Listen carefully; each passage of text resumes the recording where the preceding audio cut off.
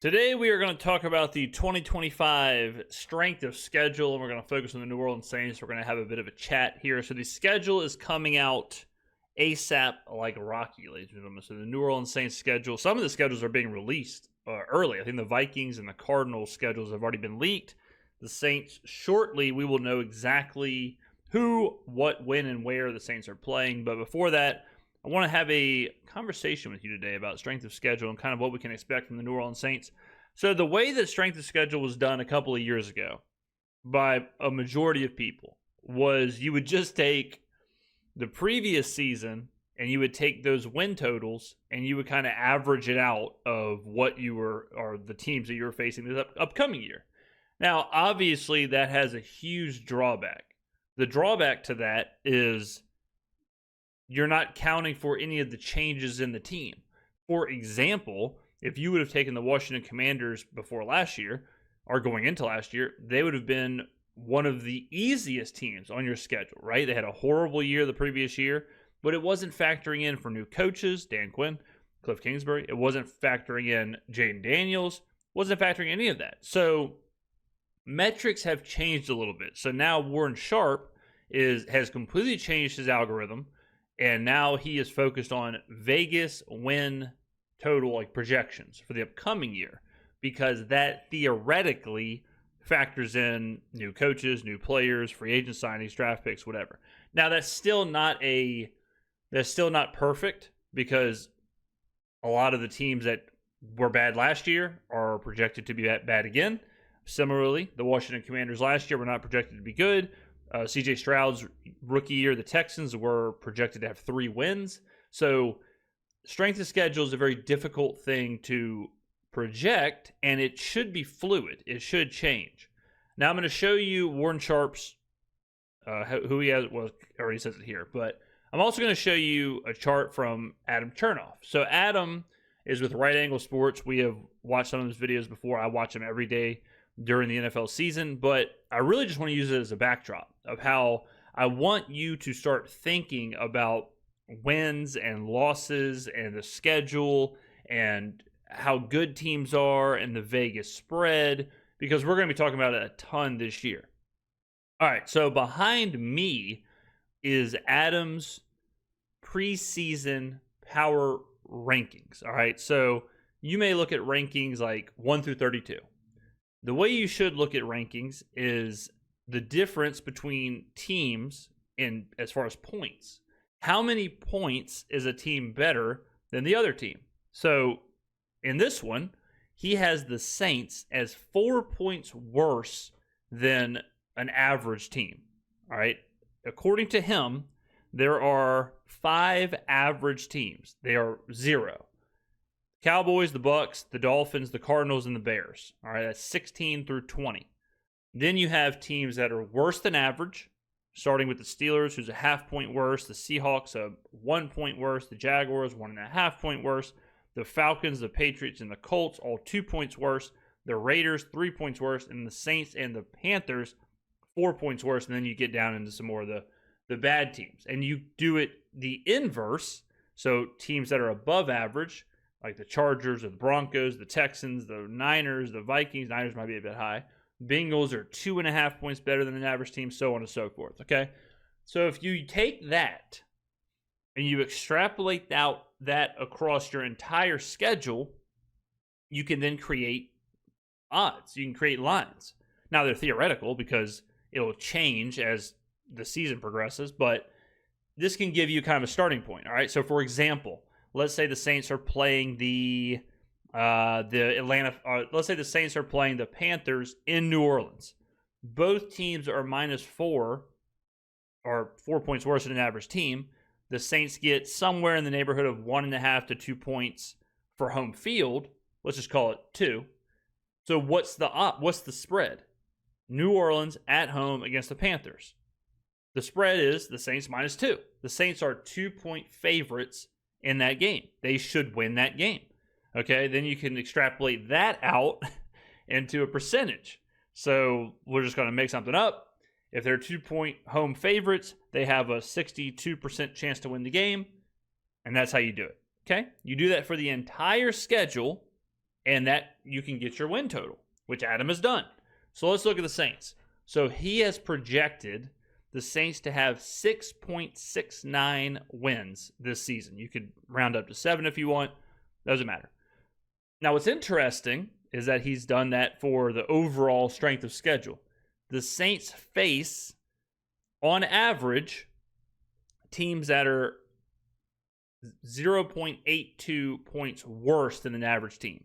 So they have an easy schedule, an easier schedule. All right, I know it's the NFL, but we're trying to quantify stuff here. Now, here's another part that's interesting, and here's the part that I want y'all to think about. The Saints' preseason win total was 5.5. We made a video on this. I told you all at the time, I was like, this is an insane number. It's way too low. And then they moved it up to 6.5, depending on where you can shop. Maybe you can find a 5.5, whatever. Adam has the difference in the win total and his projected wins at 1.19. Okay, easy math. We got 5.5 win total, projected 6.69 wins. That is, I believe, the second highest in the NFL. The second highest difference in preseason projections and then what he thinks is going to happen. Second to the Rams. The Rams are 9.5. He has them at almost 11. Okay. Now let's look at Warren Sharp. Warren Sharp has the Saints having the third easiest schedule in the NFL. Niners 1, Patriots 2, Saints 3. Okay. Right here. They're non-divisional opponents. Cardinals, Patriots, Jets, Niners, Giants, Bills, Dolphins, Rams, Seahawks, Titans, Bears. All right, obviously the divisional, Falcons, Bucks, and Panthers. All right, so if you look at Adam's rankings, you can go, find Adam's stuff. It's not hard to figure out why, right? Because they're playing the Panthers twice. Panthers are projected to be 4 points worse than an average team. Falcons twice, 2 points worse than an average team. Bucks twice, an average team. They played the Titans, who are horrible. They're like 5.5. I don't even know if he even ever shows it. And then the Giants are down there. So the Saints do have an easy schedule. All right, but what I really want to harp on here is that the Saints are not as bad as I think you think they are, or the Vegas market, or just in general how people perceive the Saints. It's amazing when you see, or it's amazing how fast and how much things can change with how people view a team. For example, Adam has the Bears winning 7.4 wins. Saints at 6.7. All right, so not even a full win separates the Bears and the Saints. But in your mind, and I think in general, just the narrative is the Bears are a way better team, right? They have Ben Johnson, they have Caleb Williams, they have all these stars, they have all this, whatever. But in reality, it's really not the case. The Browns have a 4.25 projected win. That is over 2.5 wins worse than the Saints. All right, the Jets, 5.6. The Giants, 6.2. The Titans, 6.1. All right, so this conversation I keep seeing of like, are the Saints the worst team in the NFL? Are the Saints the bottom 2 team? I don't think it's even close, honestly. I think the Saints are probably close. I've said this a million times. I think the Saints are closer to 2-ish points worse than an average team. They're somewhere in between an average team and then probably 2 points worse than an average team, which puts them somewhere in the neighborhood of the 17th to 25th team in the NFL. And I think that's fair. And, all people who do not cover the Saints, they just look at the team. They look at the record last year, which was 5-12. They look at quarterback controversy. They look at what do we always hear? Kicking the can, salary cap hell, whatever. But you're not factoring in the upgrade at the coaching staff, the entire staff, upgrade.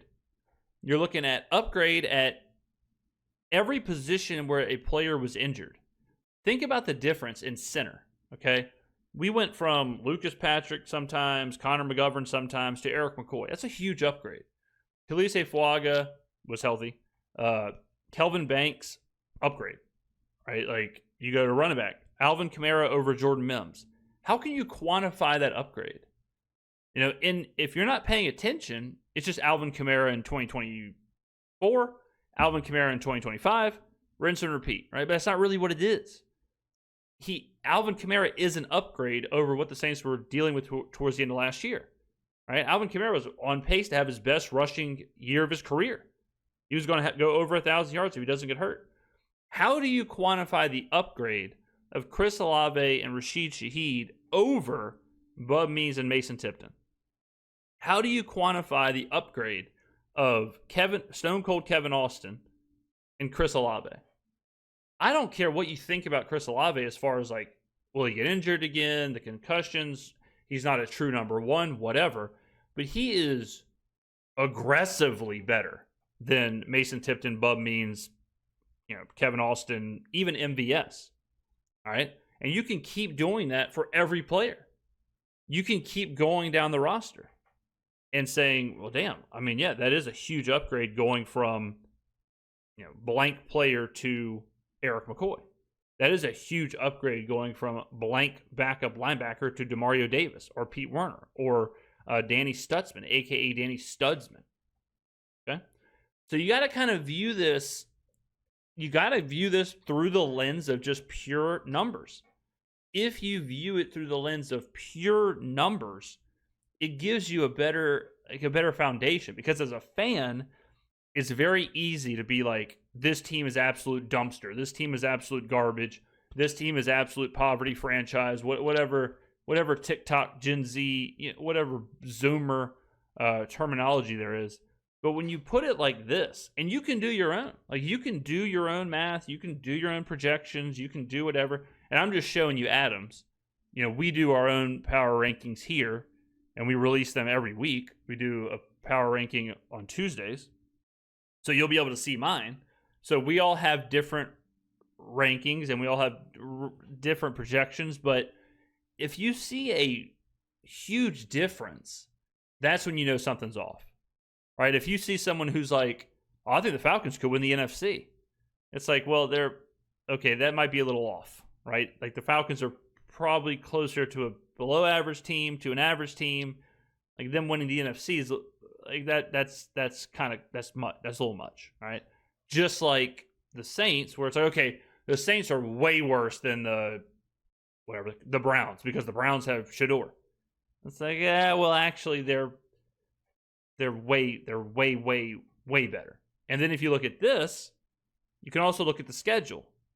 So, like, the Vikings, or the Giants, or the Lions, or the Browns, or the Cowboys, or the Bears, or whatever, you can see on here, like, oh man, that's a really hard schedule, right? Like, if you look at the Bears face opponents on average, their schedule, where the opponents are 1.5 points better than an average team. Now, that, again, makes sense. Why? Because they play the Vikings, who are 2 points better than an average team, twice. They play the Packers, who are 4 points better. The Lions are probably 4 or 5 points better. So, of course, the Bears are going to have a hard schedule, similar to the Vikings, similar to the Lions, similar to the entire NFC North. Okay, so it kind of makes sense the further you get into this, and why schedules are so hard. All right, so even if you think the Browns are going to be better than people think, they still face a very hard schedule, because they play the Steelers. Not the Steelers so much, but they play the Ravens and the Bengals. Then, of course, they're non-divisional games. But if you see the season through this lens, it helps you get a little bit more in tune with what's actually happening, and it removes some of that bias that just naturally creeps in as a fan. All right, a couple of years ago, I was really down on the Jaguars. This was after the Jaguars won 10 games, and everyone was like, Trevor Lawrence is going to take a step forward. Jaguars are awesome. The Jaguars are going to compete for the AFC. And I was taking a hard line stance, and I was like, I don't think so. The Jaguars are, this is closer to like an 8-9 win team This is nowhere near an AFC Championship team. And because I was using this kind of math, I was using these kind of data points, and then the Jaguars, of course, disappointing like they always do, and then they take a step back or whatever.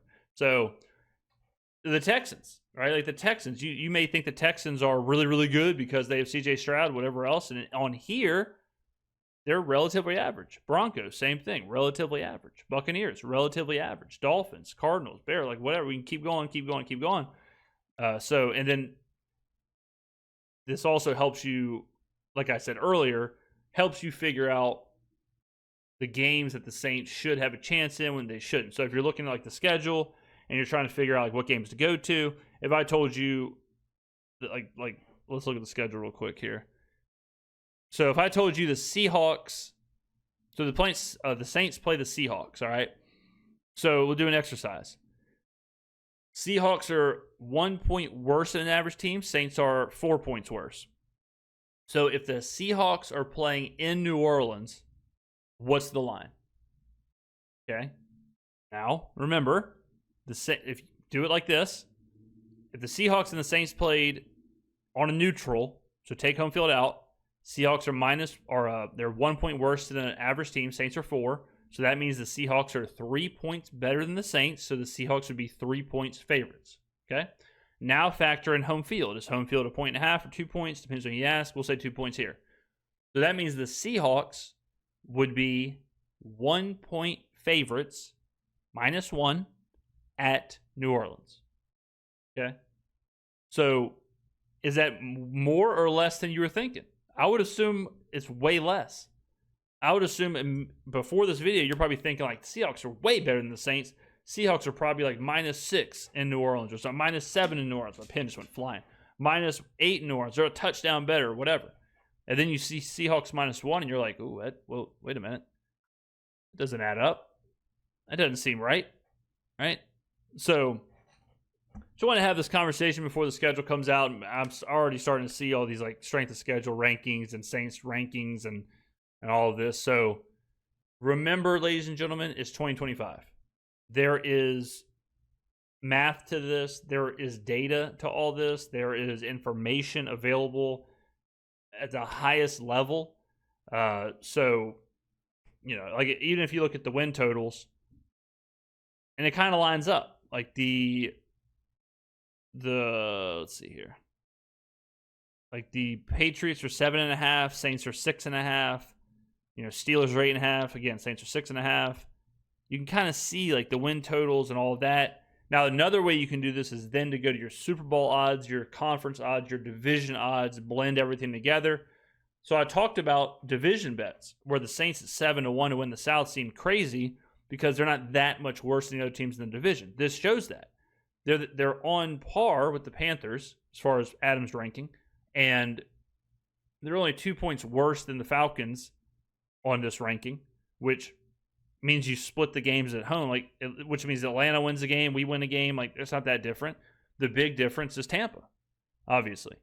So 7-1 to me just seemed crazy for the Saints to win the division. I'm not saying they should win the division, but the numbers seemed out of whack. But get used to this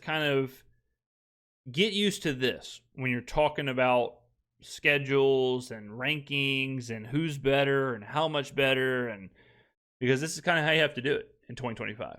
And this, honestly, this is what like ESPN and those groups are not doing.